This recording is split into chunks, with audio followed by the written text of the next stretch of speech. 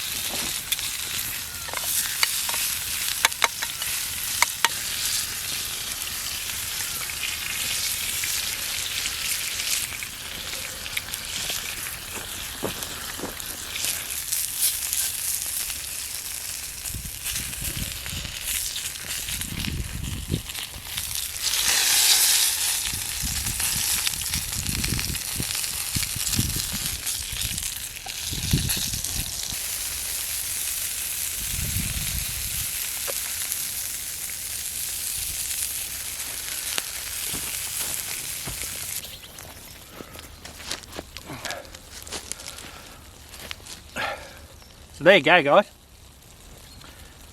Bit of lunch. So wood cutting's not all about coming out chopping a bit of wood. You can make a good day of it.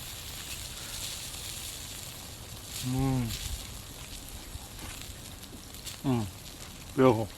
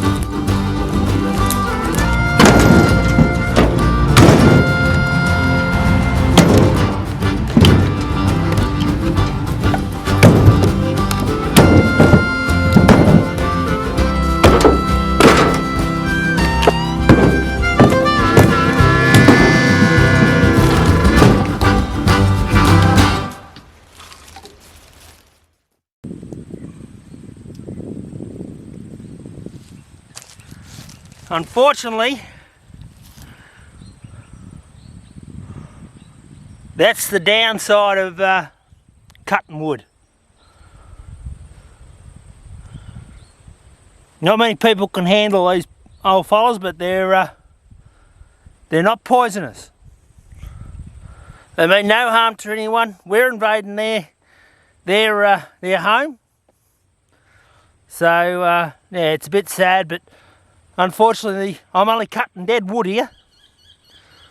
So they're not. They'll find another home. I don't kill them. So yeah, so I'll pop him back on there. He's gone.